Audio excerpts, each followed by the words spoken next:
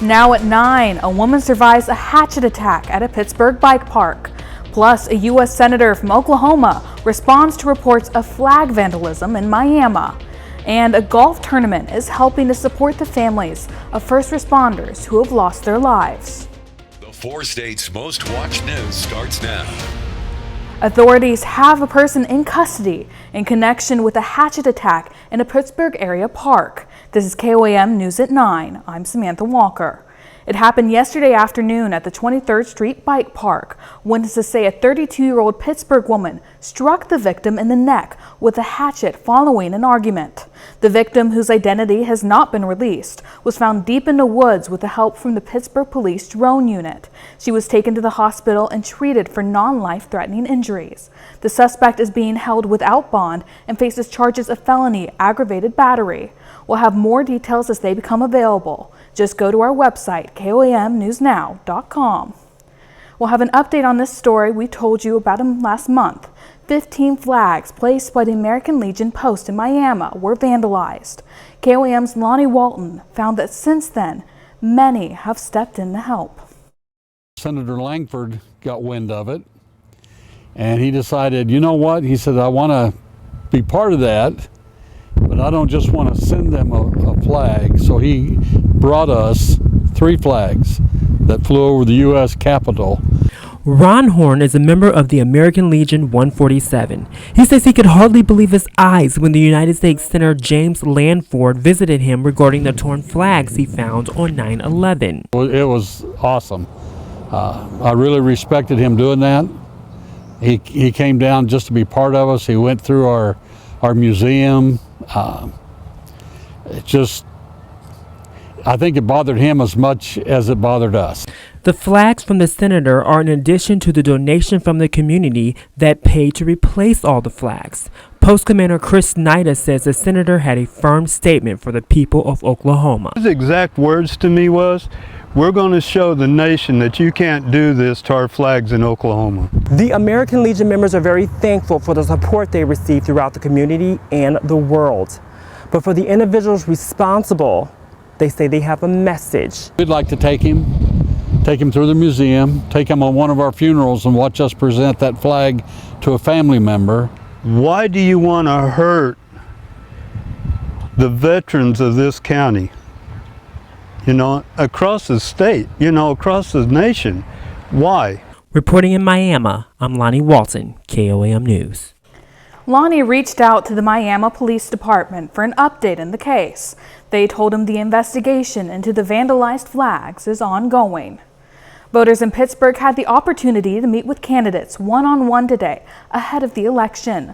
Those on the ballot running for local and state offices came together for a nonpartisan event hosted by the Pitt State Education Association. Attendees were encouraged to ask candidates questions and learn about their policies.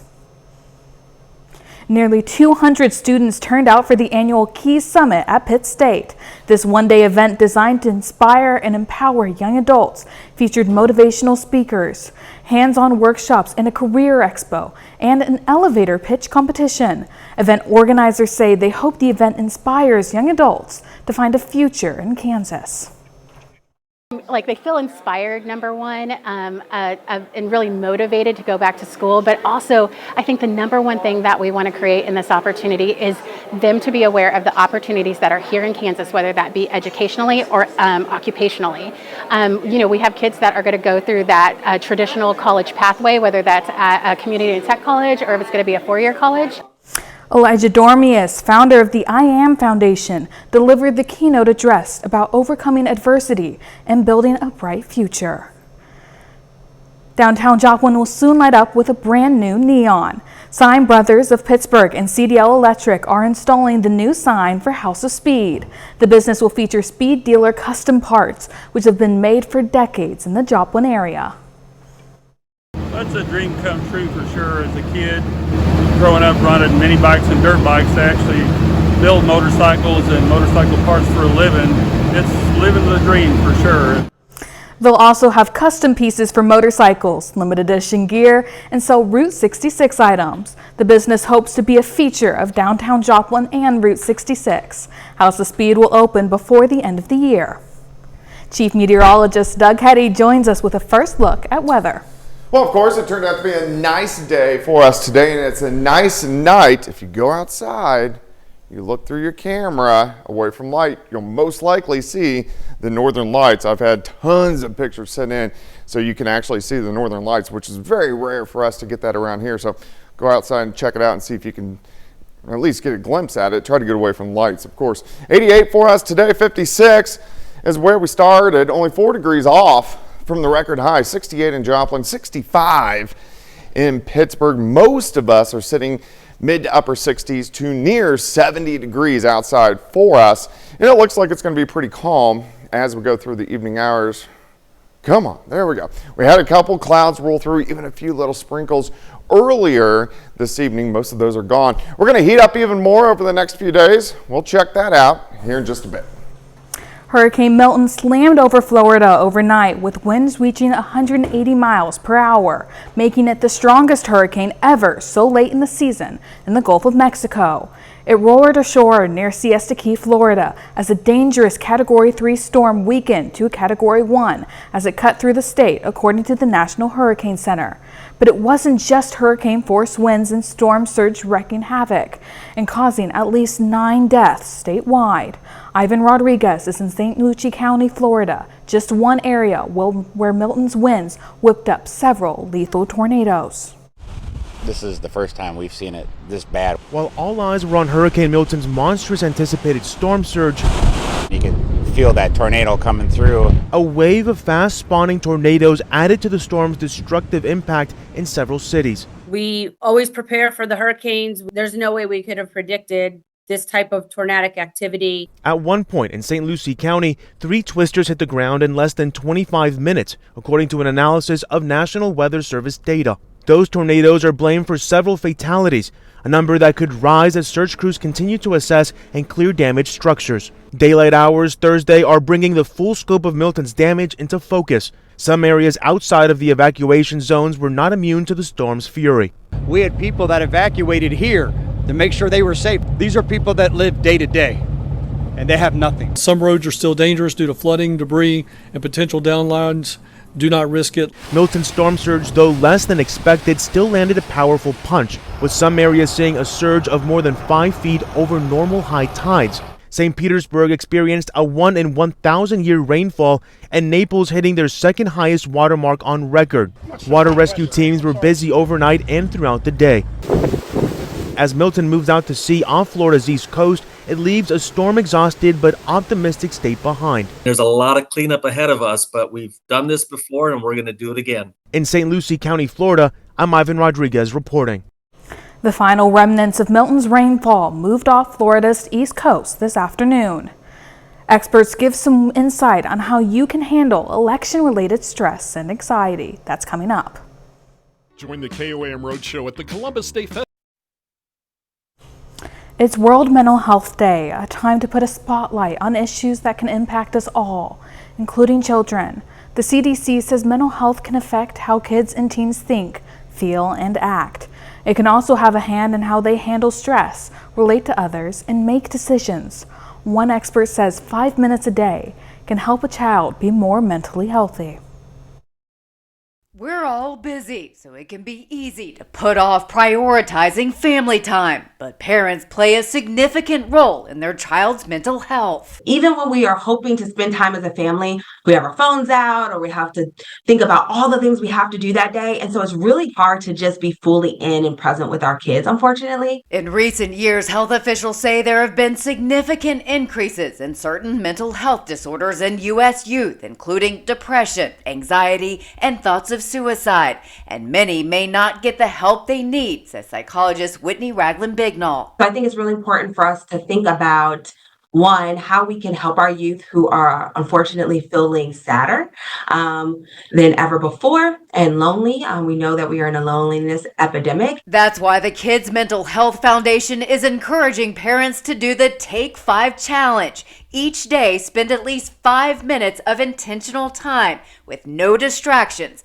Bignall says to allow the child to choose what's done in that time, be positive, fully present and engaged in whatever they've asked you to do with them. Think about the fact that most kids, they don't get much autonomy throughout their day. They are told what the routine and the schedule is and what they have to do. So having 5 minutes where they get to choose something and you as a parent are praising them and giving them attention means a lot. For Health Minute, I'm Mandy Gaither. There's a new study out by the CDC showing most high school students say they've had a traumatic experience as a child. According to the study, 3 in 4 high school students had experienced at least one potentially traumatic event. Those events included violence, abuse, or exposure to mental health or substance use problems. The study also found 1 in 5 high school students reported experiencing at least 4 of these events. They've been shown to increase the risk of chronic health problems and mental health issues in adulthood. Is the upcoming election stressing you out? Experts are giving tips on how you can combat that anxiety.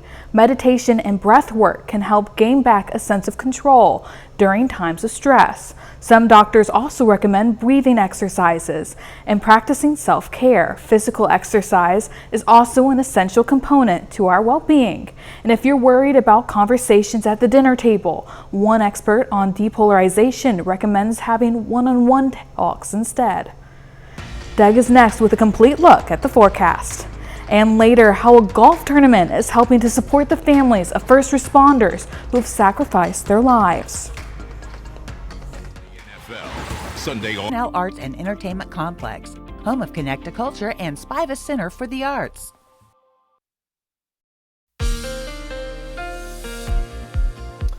All right, so I'm pretty impressed. I got to go outside and see some northern lights. I've had a lot of pictures being sent in. The easiest way to see it, if you want to, and I had to actually look this up because I'm not a northern lights expert because I've never seen them. If you use your camera on your phone and put it in night mode, you can see them pretty good. All right, let's look outside. Nice shot for us right now of our Cornell Arts and Entertainment Complex tower cam. We are looking at downtown Joplin off toward the north and to the east. It looks pretty good across the region. Not a whole bunch is going on for us. Now the drought, I don't know what's going on with my drought tracker.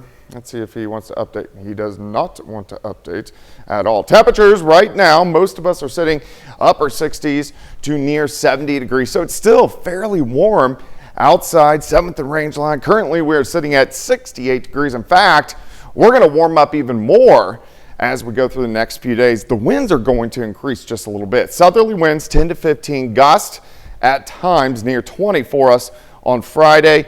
It will stay breezy as well as we go into Saturday as well, those southerly winds, but that's just going to help our temperatures warm up as we go through the next couple days. A couple little sprinkles rotating through. You can see a few little sprinkles in far eastern parts of Jasper County. Besides that, pretty much clear skies, not too much is going on here across the central parts of the U.S. Man, this machine is running sluggish.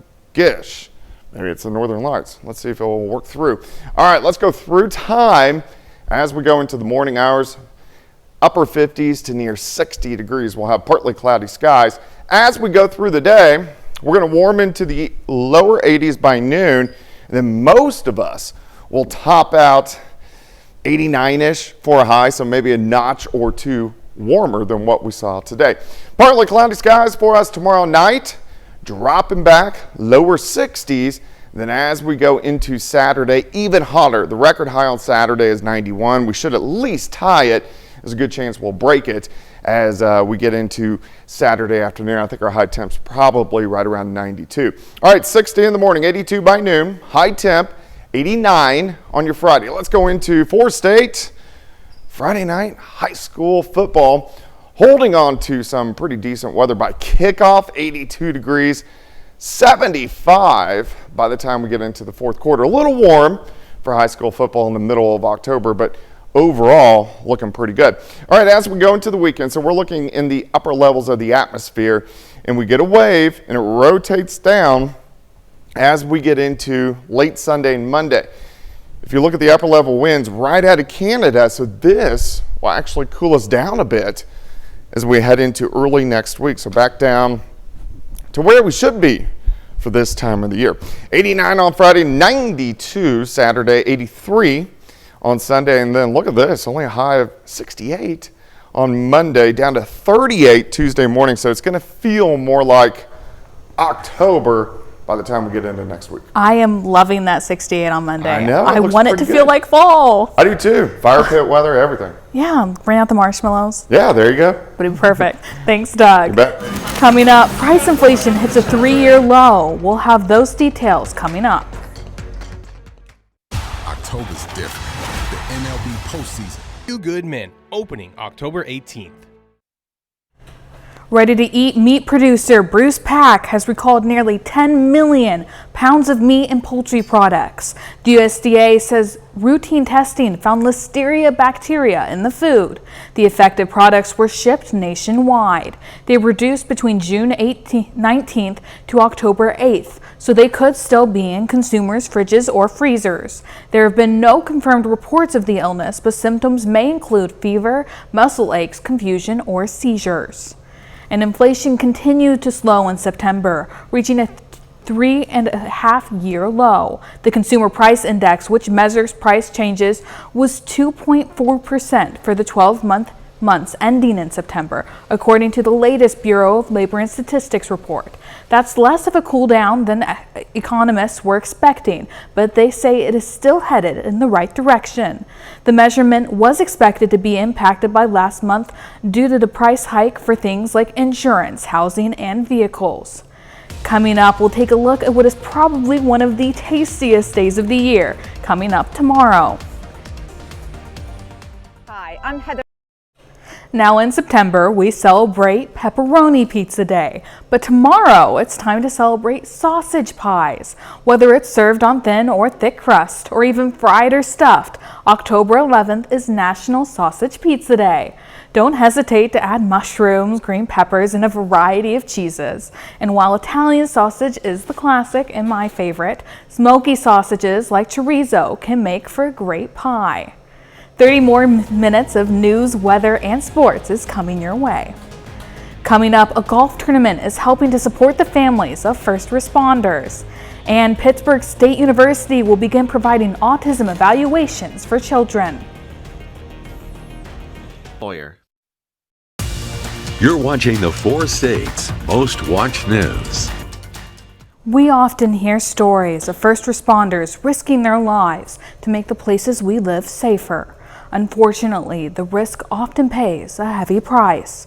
But as KOAM's Anthony Saviello explains, there are those in this world who try to support the families of those who have given everything to protect their community. Sometimes it's as simple as swinging a golf club. I'm gonna try and tap that into the hole right there. Okay.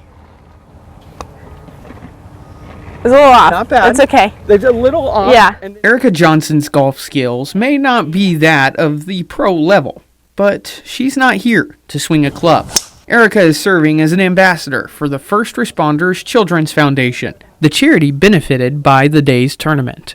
A charity meant to help the families and children of those who have been injured or killed in the line of duty. Something that for her hits close to home. It was all, it was all crazy. Didn't eat at all that whole time. And then we went to bed eventually, sometime like in the late night, early morning. And then they called us like right at like 6 or 7 a.m. and they were like, we don't think he's going to make it to lunch. Erica's father was diagnosed with angiosarcoma in 2021. The cancer developing from the chemicals he inhaled while serving after the 9/11 attacks. And so I took my fingers and like put it on his wrist and I was like feeling his heartbeat and I just thought I was just thinking it's crazy that I'm never going to feel this heartbeat again, and it's going to once it stops, that's it. Yeah. And it was just a really crazy experience knowing that the person who taught me how to do that, he's not going to have one. He died on the eve of the 20th anniversary. Do you think of your dad as a hero? Yes. I mean, and I said in the speech, if he knew that he was going to die from it, then he would do it anyway. And it would be that, 9/11 or any other disaster. I mean, because he knew that it was the right thing to do. Thanks to the foundation that she now represents, Erica now studies interior design at Missouri State University, the very school her dad taught at. And when everybody was like, what's your backup college? I said, there is no backup college. I want to go to Missouri State. Though her father is gone, memories of him still live on. My dad loves SpongeBob. Huge. Like he was a big guy, but he was very serious, and people were really intimidated by him because he just looked so serious. Man loves SpongeBob. Yeah. And would sit down and eat breakfast and just watch cartoons. And the lessons he taught her have brought her to where she is today. And I try to be a better person because of him, and I try to know that this is where he would want me to be, and I think it's really important to know that he always wanted to do what was best. In Carthage, Anthony Saviello, KOAM News. Oh my gosh, that was it. That was it. That's awesome. Erica shared a quote from her father about his time at Ground Zero that we would like to take the time to share with you all. It says in part, quote, "Tomorrow is a special day for many, a day we remembered not just the horror of the attacks, the anxiety, nor the stress, but the coming together of a nation, a coming together that hadn't been seen in 70 years.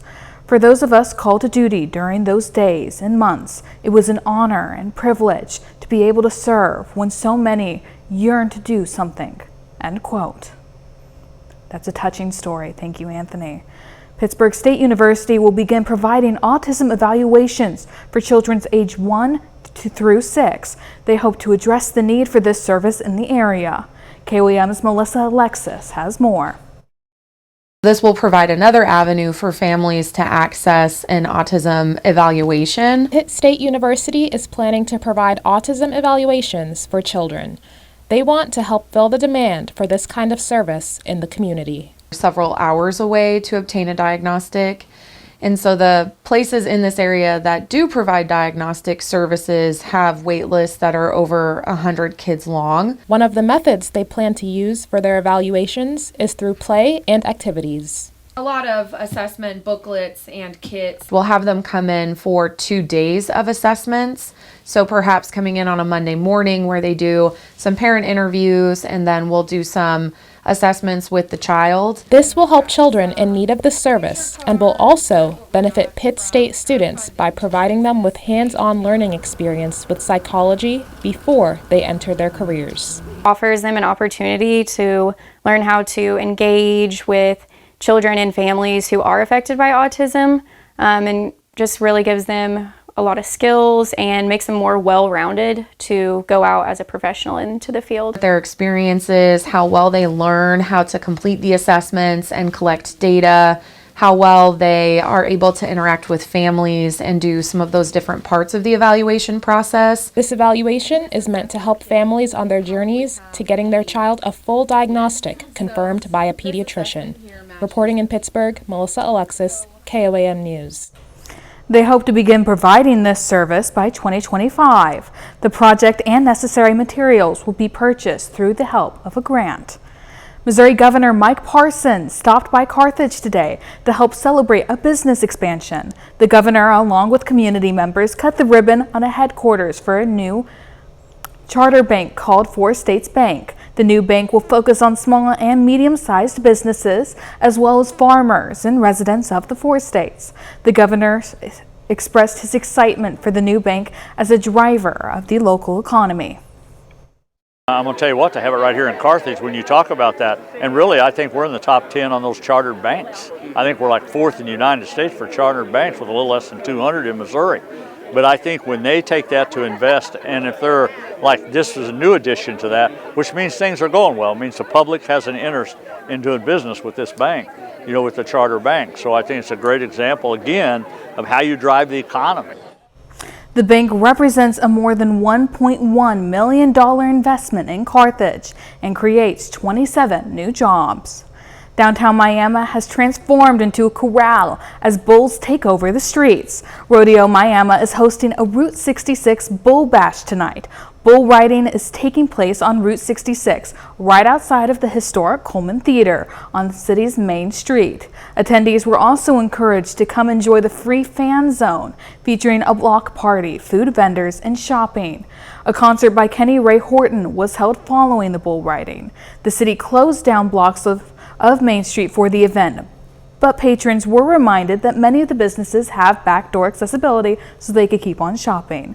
Researchers say they're getting closer to understanding why some people get long COVID. A study by Brigham and Women's Hospital found long COVID patients are twice as likely to have a specific protein from the COVID virus in their blood.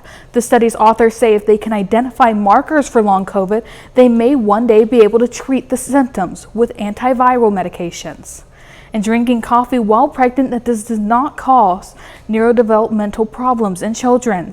That's the findings of a new study from Norway. Researchers found that there's no link between caffeine consumption in expectant mothers and the development of the fetal brain. However, they emphasize to follow your doctor's advice about caffeine use because it could influence other aspects of the pregnancy.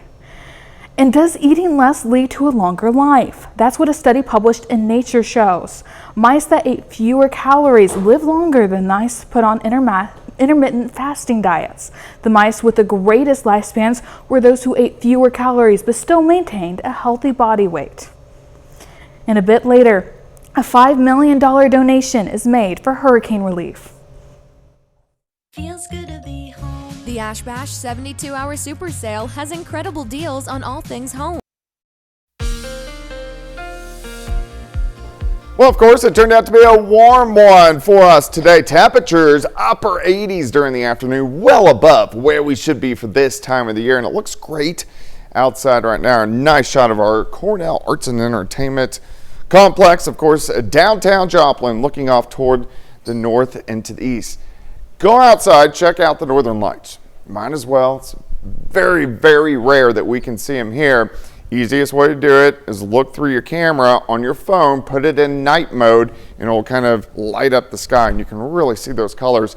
A lot of pink, a lot of red, a little bit of green, so it's super cool. At least I think it's super cool, but go check it out. All right, drought tracker. This is always updated on Thursdays. Every week it keeps getting worse because it hasn't rained.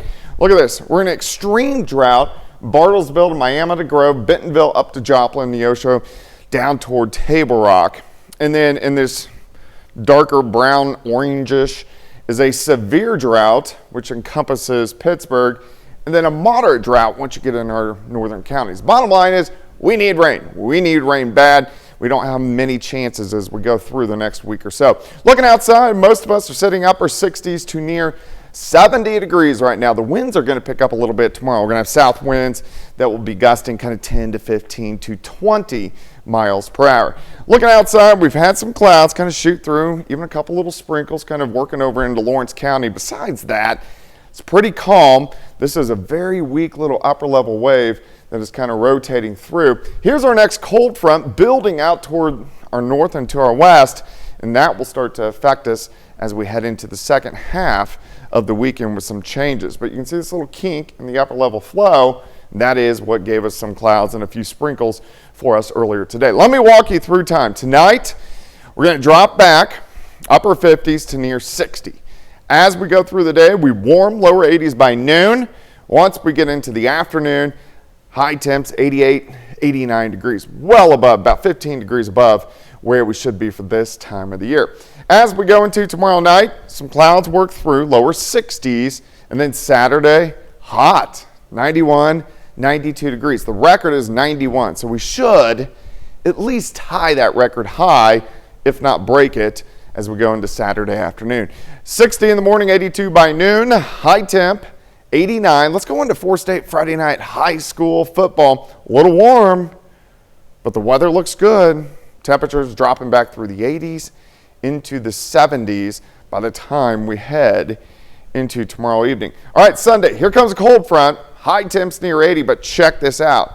By Monday, high temps only upper 60s to near 70 degrees, so it's actually going to feel the way it should feel outside.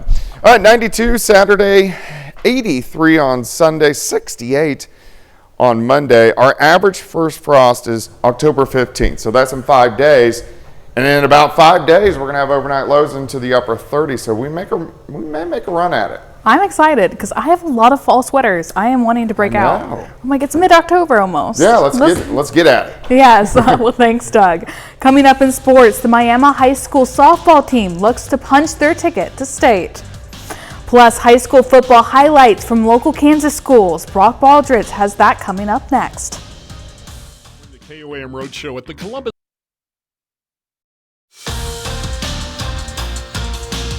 Well, Pitt State football has officially reached the halfway mark in the 2024 season. The Gorillas went 4-1 through the first 5 games, and now the second half of the schedule starts this Saturday. This week, the Gorillas take the long road trip up to Kearney, Nebraska. The Lopers beat the Gorillas in 2020 and in 2021. However, Pitt State has won the last 2 meetings. Nebraska Kearney has scored 30 points in their last 3 games. Here's what the team had to say about this week's opponent. Our attention to detail has been really important, just from the player standpoint, the coach's standpoint. Like, everybody is on us, everybody's talking to us, making sure we're in the right spots.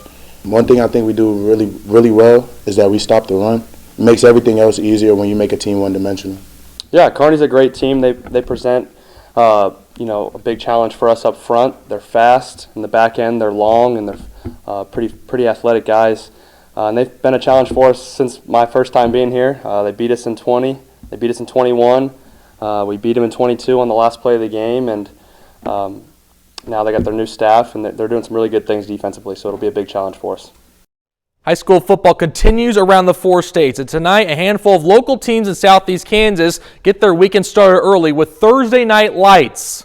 Let's start in Cherryvale tonight. The Galena Bulldogs hit the road for a non-conference game against the Cherryvale Chargers. In the first quarter, it's the quarterback Jack Perry who hands off to his running back Caleb Burkhart, and he scores the touchdown at the goal line. Bulldogs lead 6-0. Bulldogs choose to go for 2 points right here. Perry with the play-action pass connects with the receiver Thatcher Botkin, and the conversion is good. Bulldogs lead 8-0. We go to the second quarter now. Same score here as the Chargers are on the move. Wyatt Duncan, the quarterback, going to toss this one over to Carter Roussel, and he makes the catch, picks up a nice first down there. Later in the drive, Chargers knocking on the door here. Trick play, handoff to Eli Waters. Looks like he'll score easily, but wait a minute, the ball pops free at the goal line. Peyton Fields recovers for Galena, and the Bulldogs take over at their own 1-yard line. Final seconds of the first half here. Galena looking to add to their lead before halftime. Jack Perry throws one deep, but it's intercepted in the end zone by Caden Evanson.